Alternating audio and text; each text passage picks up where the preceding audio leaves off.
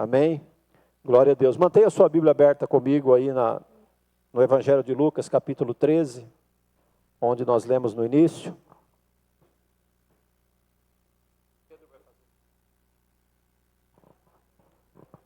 Alguém sabe do Pedro, meu assistente?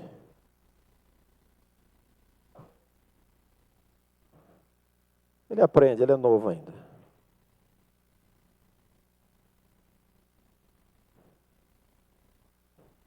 Muito obrigado, Pedro.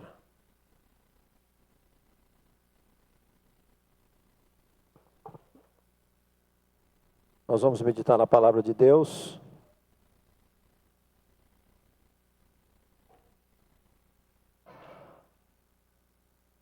Vamos esperar as crianças subirem.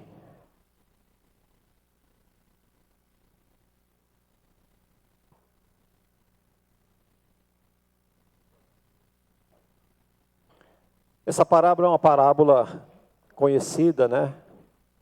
Que Jesus contou. E esta é certamente daquelas palavras que nós não gostamos muito de ouvir. Quando a palavra de Deus nos adverte, quando a palavra de Deus chama a nossa atenção de alguma forma, a tendência é nós rejeitarmos. Mas a palavra de Deus também nos conforta nos momentos de tristeza. A palavra de Deus nos traz ânimo quando nós estamos fracos, mas há momentos em que na nossa indiferença ela vai nos advertir e parece que nós nesses momentos relutamos, né, a aceitar a palavra de Deus. É até comum, né, quando a mensagem toda mensagem é boa, né, se ela é bíblica toda mensagem é boa, mas quando a mensagem é uma mensagem que acalenta, né, uma mensagem de ânimo, de esperança, a gente costuma dizer, nossa, aquele pregador é uma bênção, que mensagem, que palavra. E quando é o contrário, que a palavra de Deus dá uma puxadinha na nossa orelha, a gente já, nossa, que pregador é muito radical, né? Não gostei da mensagem hoje. Mas nós somos convidados a receber a palavra de Deus como ela é. A palavra de Deus é pura, a palavra de Deus é verdadeira, a palavra de Deus é o alimento que nós precisamos. Então nós nunca devemos dizer que não gostamos da palavra de Deus, não gostamos da mensagem que ouvimos da palavra de Deus, porque ela é a palavra eterna de Deus, ela é a vontade de Deus. Ela é o desígnio de Deus para as nossas vidas. Então, se é uma palavra de conforto, amém, vamos guardar no coração, vamos levar para casa.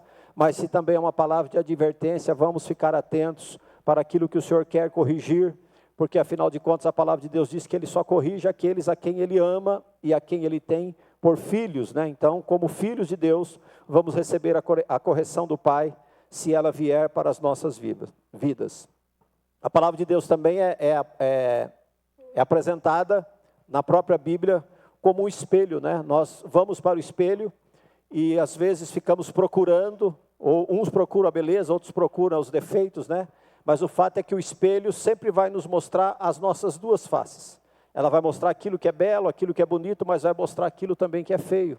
E assim é a palavra de Deus. Quando nós olhamos para ela, ela vai refletir a glória de Cristo e vai também mostrar-nos aquilo no que nós precisamos corrigir, naquilo que nós estamos falho e naquilo que o Senhor quer nos corrigir.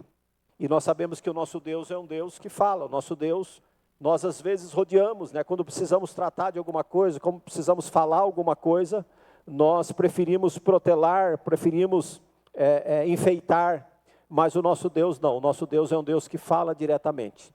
Por exemplo, quando Davi cometeu aquele pecado terrível, quando ele comete adultério, e o profeta Natã vai, por Deus, falar com Davi, vai exortar Davi sobre o seu erro.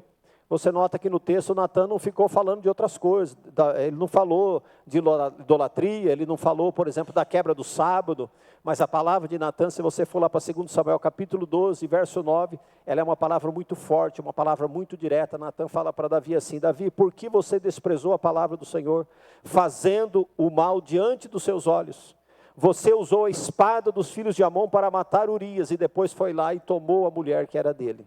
Então é assim que Deus fala diretamente conosco quando nós precisamos ouvir a sua voz. E aqui nós temos nessa mensagem, nessa parábola de Jesus, a parábola da figueira estéril, o próprio título sugere, né? Esterilidade. Geralmente a mulher estéril sofre. A esterilidade lá no Antigo Testamento era um sinal de desonra, né? Porque a mulher que não podia dar filhos, ela era uma mulher desvalorizada. Então a própria palavra esterilidade é uma palavra pesada. Mas o Senhor quer falar conosco nesta noite, nos advertir sobre o perigo de uma vida infrutífera. Então o termo da nossa mensagem hoje, o título é O Cristão Improdutivo. E não deveria existir, né? Parece incoerente, né? Um cristão ser improdutivo. Por quê? Porque o que Deus espera daqueles a quem Ele salva? O que Deus pode esperar daqueles que estão plantados na sua vinha, que estão plantados na sua casa? O que Deus poderia esperar de mim e de você, por quem Ele enviou o seu Filho, por quem Jesus morreu na cruz, por quem Jesus derramou o seu sangue? O que Deus poderia esperar de nós? Nós cantamos aqui agora, né, com as irmãs, um hino que fala da herança, que fala da promessa, que nós vamos herdar a vida eterna, que as tristezas, as dores, as angústias vão ficar aqui, e nós vamos entrar alegremente na presença do Senhor, nós vamos viver alegremente, nós vamos cantar novos hinos na presença do Senhor. E o Senhor fez isso por nós, Ele abriu este caminho, Ele nos tirou da onde nós estávamos, das trevas, do pecado, do engano, e nos colocou novamente na sua presença, na sua luz, no caminho para esta jornada para os céus. Então o que Ele poderia esperar de nós? Se nós estamos plantados na sua casa, se nós somos alvo das mais diversas bênçãos, por exemplo, a palavra de Deus, que, como eu disse, nos exorta, mas nos consola, nos cobra, mas nos oferece promessas, as ordenanças do Senhor, o batismo, a ceia, e os outros vários meios de edificação, que é a igreja do Senhor, a comunhão, por exemplo, a alegria de estarmos juntos, cultuarmos juntos, podemos compartilhar as nossas lutas e dificuldades, orando uns pelos outros. É assim que nós vivemos, é isso que Deus em Cristo e através da igreja nos oferece. Então o que Ele poderia esperar de nós, senão que nós fôssemos cristãos produtivos, que nós fôssemos alguém que amássemos a sua casa, a sua presença, a sua obra, o seu reino, e nos esforçássemos por Ele. Mas infelizmente, uma das maiores tragédias na vida da média dos cristãos, eu vou dizer aqui média para não falar a maioria, mas na média dos cristãos, é que infelizmente ela é uma vida inútil, tanto para Deus, quanto para consigo mesmo. É uma palavra dura, mas é uma verdade. É uma realidade triste que nós demoramos muito a perceber, mas que nós precisamos aprender logo, e a tempo. Talvez o título dessa mensagem pudesse ser outro, pudesse ser a segunda chance, ou a terceira, ou a quarta, porque a palavra diz que o dono da vinha veio por 3 anos pedir ou buscar frutos naquela figueira e não achou. E agora é o 4º ano. Então talvez a 4ª chance, eu não sei. O nosso Deus é um Deus misericordioso. O próprio fato dessa parábola estar aqui já nos mostra a longanimidade de Deus. Então o fato é esse, a igreja do Deus vivo, infelizmente, tem muitas figueiras estéreis. Muitas pessoas que na verdade não é que eles praticam mal. Eles não cometem pecados horrendos, absurdos, e vivem uma vida de erros abertamente cometidos, não. A vida deles é até uma conduta moral e uma conduta social, às vezes até impecável. Mas o problema é que, embora eles não façam nada de errado, eles também não fazem nada de bom. Eles não trabalham contra ou para impedir a obra de Deus e nem conseguiriam, mas não fazem nada para vê-la prosperar. Eu acho que aqui que é a questão. Nós como cristãos, como filhos de Deus, nós precisamos entender em que ambiente nós estamos inseridos. Existe uma qualidade de cristão chamada cristão nominal. É aquele cristão que ele é indiferente. Ele faz parte da igreja, mas ele não quer se envolver com a igreja. Ele não quer se comprometer com o reino. Ele não quer se comprometer com a mensagem, com os compromissos do corpo de Cristo. Algo que é impossível, porque Jesus falou, se alguém quer me seguir, negue-se a si mesmo, tome a sua cruz e me siga. O que Jesus queria dizer com isso? Que seguir Jesus não é algo que você consegue fazer e ser imperceptível. Por que que Jesus usa a cruz? Porque naquela época, quando um condenado carregava uma cruz, todo mundo sabia que aquele homem que estava carregando uma cruz, ele era um malfeitor, ele era um condenado, ele estava caminhando para a morte, ele estava sendo exposto por causa do seu pecado. E Jesus diz, tome a sua cruz, porque cada um de nós precisamos primeiro reconhecer que somos pecadores também. E o mundo precisa olhar para nós e ver uma marca em nós. E nada melhor do que a marca da cruz, a cruz de Cristo, na cruz em que Cristo morreu para perdoar os nossos pecados. Nós precisamos valorizar isso. Nós precisamos entender que a igreja é um organismo vivo. A igreja faz parte, eu falava com o meu pessoal lá que está se preparando para o batismo hoje, a nossa participação no corpo de Cristo, ela não é algo que moderno, não é algo que surgiu agora. Quando Cristo, ele é assunto aos céus, ele demonstra o seu plano. Ele fala para os seus discípulos, para os seus seguidores, olha, agora vocês vão ficar em Jerusalém. Vocês vão aguardar até que do alto vocês vão ser revestidos de poder. E quando vocês receberem este poder, que é o Espírito Santo, vocês vão pregar aqui em Jerusalém, vocês vão pregar em toda a Judéia e Samaria e até os confins da terra. Quando Jesus fala isso, Jesus estava falando não apenas de território, não apenas de algo físico, mas algo também no tempo. E nós estamos dentro desse tempo, nós estamos dentro desse plano de Jesus. Nós somos a igreja que extrapolou Jerusalém, Judéia, Samaria e alcançou os confins da terra. Então Jesus conta comigo, Jesus conta com você. Nós precisamos produzir algo para o reino de Deus. Não é para a igreja, não é para a denominação, não é para o pastor, mas é para o reino de Deus, porque assim nós seremos abençoados e assim nós seremos recompensados. Então, é muito triste alguém que permanece na igreja e fica indiferente aos ensinos do próprio mestre, e que não pode dessa forma ser discípulo de Jesus. É como Jesus disse, você tem que negar a si mesmo e depois você me segue. Você não pode ser identificado, eu não posso ser identificado como um discípulo de Jesus se eu não faço, se você não faz aquilo que Jesus manda. Vai acontecer como aconteceu com muitos que começaram a seguir Jesus nas multidões. Eles ouviam, achavam bonito, gostavam dos milagres, alguns gostavam da comida, do pão que Jesus multiplicava, mas chega uma hora que a mensagem é tão dura que as pessoas começam a se afastar, porque eles não queriam compromisso. E o próprio Jesus repreende eles. Uma certa manhã Jesus chega, a multidão está esperando ele, alvoroçada, e ele fala assim, vocês vieram aqui por causa da palavra ou por causa do pão que vocês comeram ontem? Então muitas pessoas seguem Jesus, muitas pessoas permanecem em Jesus apenas em busca de algo, mas não querem dar, não querem produzir. E é muito importante nos lembrarmos de que nós não estamos aqui por acaso. Nós acabamos de ouvir no hino, nós somos herdeiros e co-herdeiros com Cristo. E para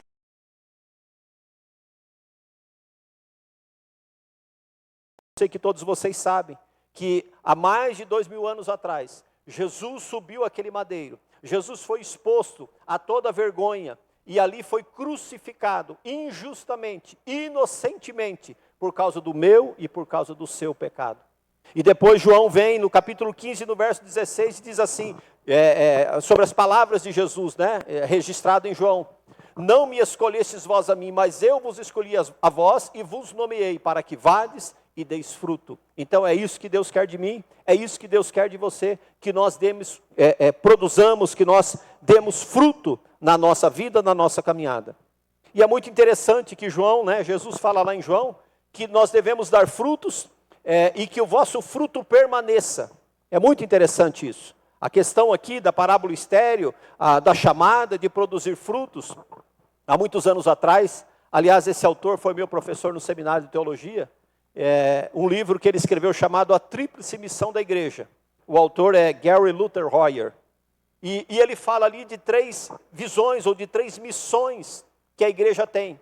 E é muito interessante porque ele chama isso de fruto. O fruto ou a missão da igreja para Deus é o fruto de honrar a Deus, adorar a Deus, servir a Deus, obedecer a Deus. Então nós precisamos produzir esse fruto de honra, de submissão, de serviço, de adoração a Deus.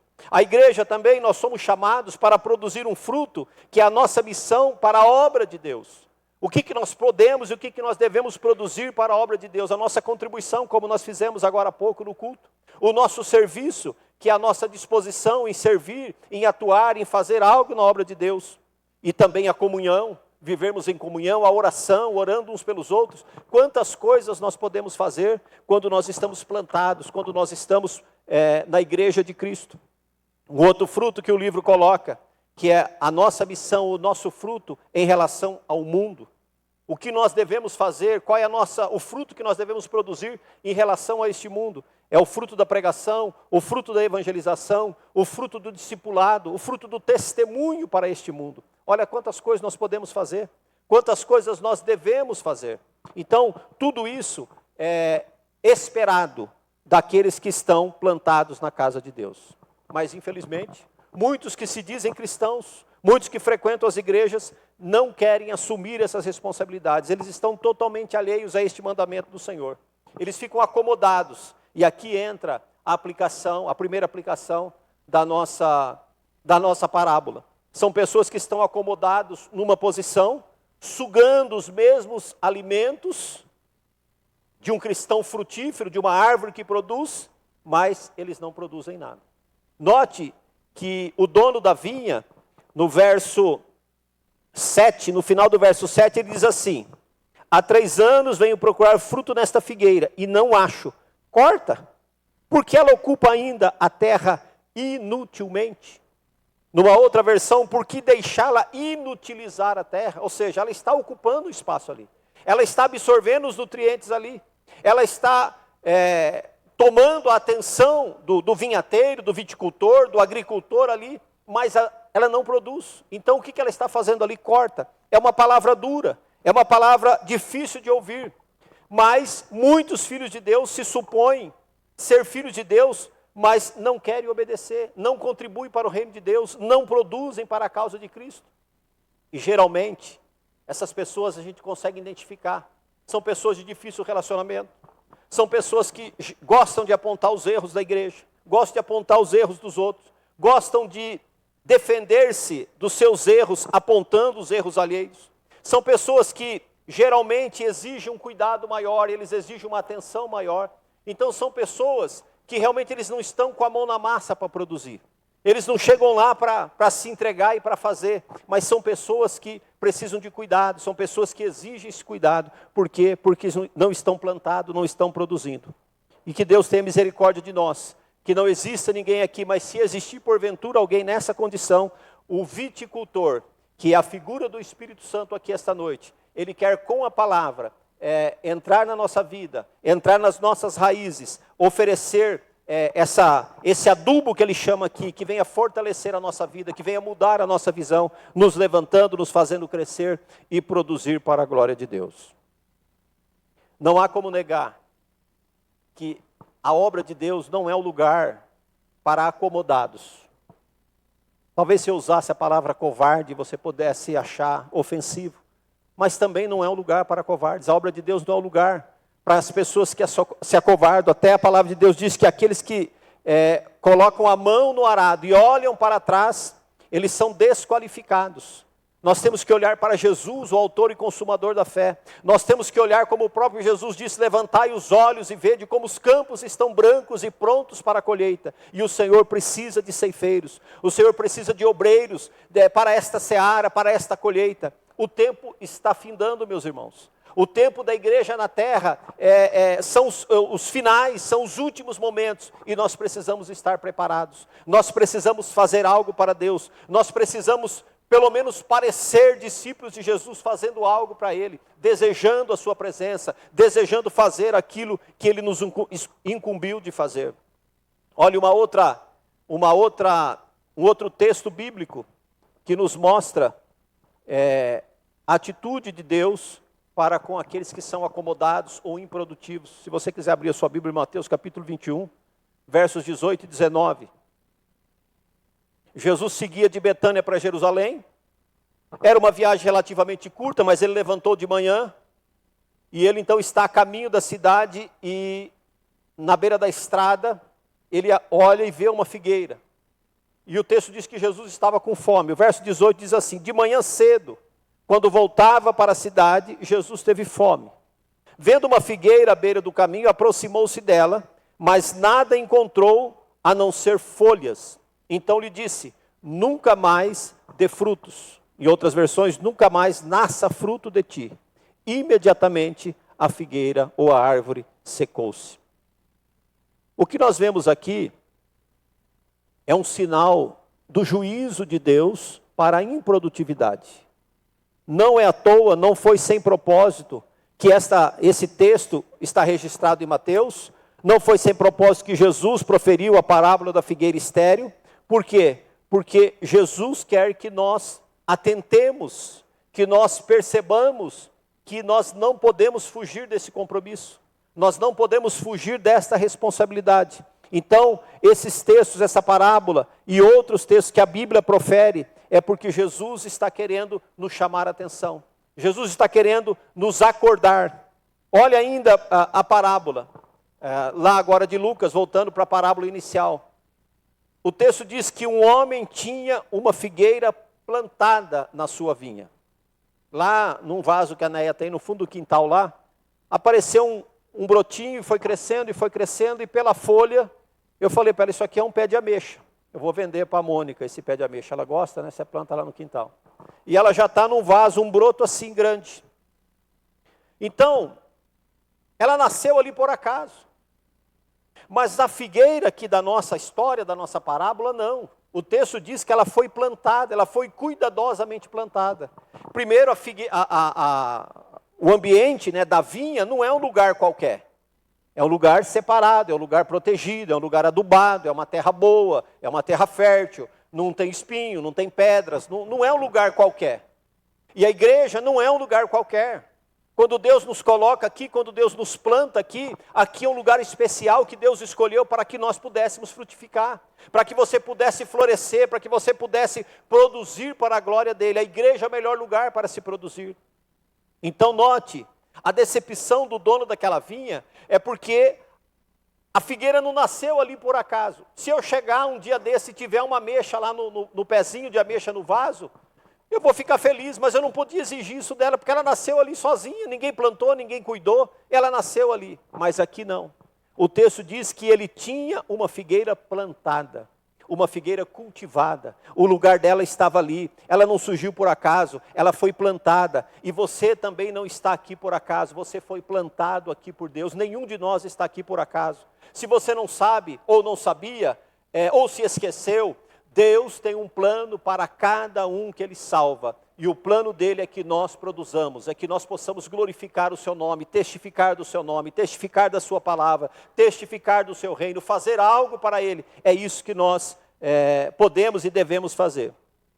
Então, se aquela vinha foi plantada, se aquela figueira foi plantada numa vinha, o objetivo é que ela desse frutos, mas ela não deu. E aqui é a questão. Por quê? Se ela estava plantada no lugar certo, se ela tinha alguém cuidando dela, ela não estava abandonada. Alguém estava lá cuidando dela, mas ela não produziu fruto.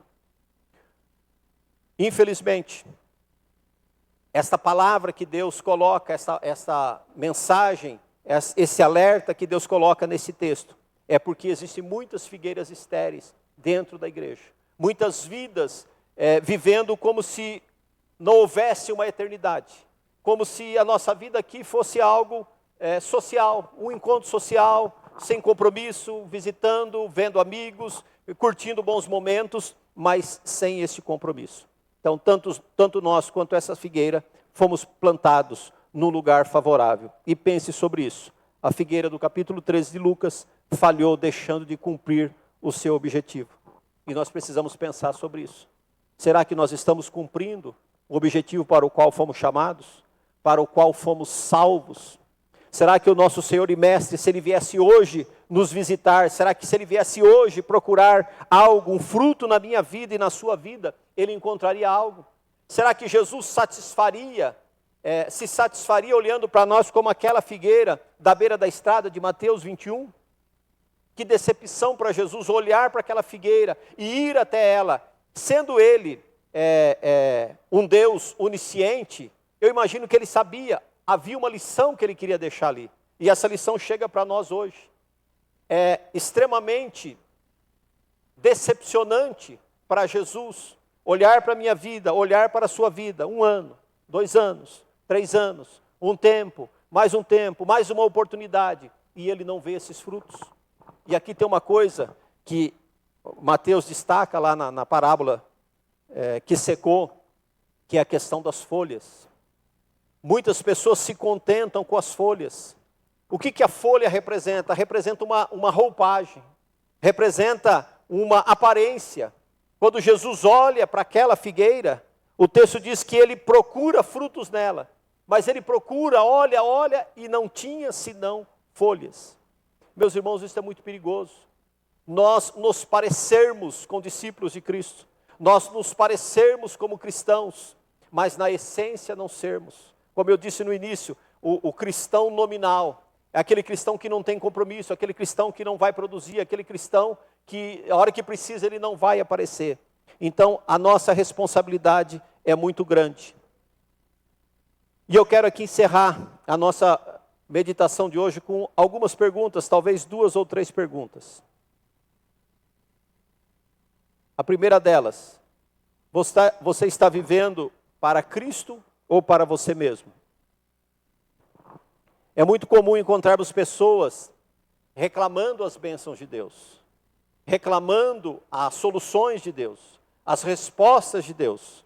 Mas quando você olha para a vida dessas pessoas, você não vê uma contrapartida de alguém que está investindo no reino de Deus, de alguém que está buscando fielmente a Deus, de alguém que está servindo fielmente a Deus. A gente observa que são pessoas que a graça não é isso, mas são pessoas que na essência não fazem por merecer. Eles querem algo de Deus, mas não querem fazer nada para Deus. Significa dizer que nós sempre colheremos aquilo que nós plantarmos. A Bíblia fala disso. Se você planta, você vai colher aquilo que você planta. Há um pensamento que diz que Deus é tão justo que Ele permite você plantar o que você quiser. Ele te dá a liberdade de você plantar o que você quiser, mas Ele é tão justo que Ele vai permitir que você colha apenas aquilo que você plantou. Então, esse binômio, semear e plantar, ele é uma verdade absoluta nas nossas vidas. Isso não vai mudar, nós vamos colher aquilo que nós plantamos. Nós vamos desfrutar daquilo pelo qual nós trabalhamos, pelo qual nós labutamos e cremos. Você consegue imaginar, eu não sei se muitos aqui são agricultores, mas o Amós foi e ele deve lembrar disso. Não dá para você imaginar um agricultor que passa a primavera e ele não planta, que é a época de plantar. Passa o verão inteiro e ele fica lá de folga, viajando, passeando, sem fazer nada. Aí quando chega na véspera, no outono, ele trabalhar que nem louco dia e noite para plantar, para fazer tudo, porque ele quer fazer a sua colheita. Não é possível. Há um sistema, há tempo, há fases, há passos que precisam ser dados. E nós precisamos respeitar esse sistema. Nós precisamos plantar, nós precisamos cultivar, nós precisamos esperar para poder colher. Então a lavoura ou o campo, o que quer que seja, em última análise, se aplica também às nossas vidas. Então é um processo natural, é um esforço que precisa ser feito diariamente. Eu sei que talvez muitos de vocês tiveram alguma dificuldade para chegar aqui hoje. Alguns nem conseguiram chegar. Mas nós precisamos ter esse compromisso. Nós precisamos nos esforçar e respeitar esse sistema. Do contrário, não haverá safra de bênçãos, não haverá resposta de Deus, não haverá salvação de almas, não haverá crescimento e assim por diante. A pergunta 2. Você está vivo para Deus? Também uma pergunta dura. Essa é a grande questão. Segundo a Bíblia, nós precisamos morrer para o pecado. Mas é preciso morrer para o pecado e estar vivo para Deus. Esta parábola nos chama a atenção de algumas vidas que estão mortas para Deus. Estão dentro da igreja e não estão produzindo. Porque ou está morta ou está doente, alguma coisa está errada, alguma coisa está faltando. E Deus, nesta parábola, o dono da vinha, ele é que usa essa palavra dura. Corta. Então, essa é a consequência da falta de frutos. Corta. Um outro texto, a palavra de Deus diz que aqueles que serão cortados e lançados, os galhos que não produzem serão cortados e lançados no fogo. Então que nós não venhamos sofrer esse castigo de Deus e que nós possamos esperar ou desfrutar ou nos apropriar desta bondade, dessa paciência, dessa longanimidade de Deus em nossas vidas. Eu sinto que Deus está escavando ao nosso redor. Eu sinto que Deus, através do Espírito Santo, está colocando um adubo ali, colocando algo para que nós possamos reviver, para que nós possamos verdadeiramente produzir algo diferente daquilo que nós estamos vivendo, de uma vida estéril, de uma vida sem produtividade para Deus. O texto diz que há 3 anos o dono daquela vinha vinha procurar frutos na figueira e não encontrava. Eu não sei quanto tempo faz Quantas visitas Deus já fez? Quantas vezes Deus já chamou a sua atenção nessa área? Quantas vezes o Espírito Santo já tocou você, que você precisa mudar, que você precisa fazer algo, que você precisa se posicionar, que você precisa se levantar diante de Deus. A palavra de Deus diz: levanta e resplandece, porque a glória do Senhor vai nascendo sobre ti. Nós precisamos ter atitude, nós precisamos querer, nós precisamos desejar, nós precisamos lutar contra esta improdutividade, contra esta falta de produção e de vida nas nossas vidas espirituais. Então existem muitos cheios de aparência e com pouco resultado. E Deus espera de nós mais ação, mais vida, mais abundância, mais mãos à obra, para que nós saiamos apenas da esfera das intenções, dos planejamentos, do desejo, e realmente partamos para produzir algo para Deus. É importante nós reconhecermos que uma vez na igreja, nós deveríamos preferir ajudar os outros a ser ajudados. Nós deveríamos preferir dar do que receber. Nós deveríamos preferir servir a ser servidos. Nós deveríamos preferir abençoar a ser abençoados. Nós deveríamos preferir ajudar os outros a ser empecilhos para os outros. Como o apóstolo Paulo escreve aos Coríntios, nós deveríamos, ao invés de criticar os que estão correndo, que nós possamos entrar nessa batalha juntos e correr juntos para alcançarmos o prêmio, para alcançarmos esta coroa que é o prêmio daqueles que perseveram. Que nós, ao invés de sermos cargas para os outros, que nós pudéssemos, ou desejássemos, ou preferíssemos carregar as cargas dos outros. Então eu penso que nós temos muitos motivos para desejar rever as nossas vidas, as nossas posições, as nossas ações, as nossas prioridades para esta mudança.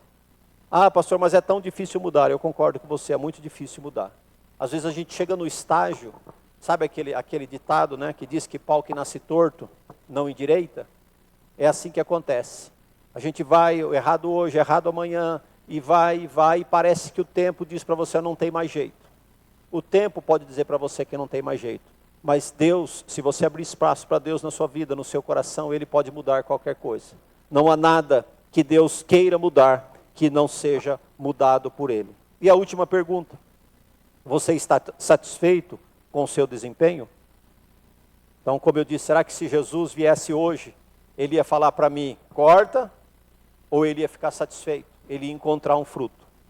Quando a gente lê esse diálogo, né, do dono da vinha com o agricultor ali, com o viticultor, a gente percebe um certo cuidado daquele viticultor com aquela figueira. Quando o dono fala, ele já sabia de que ele estava falando.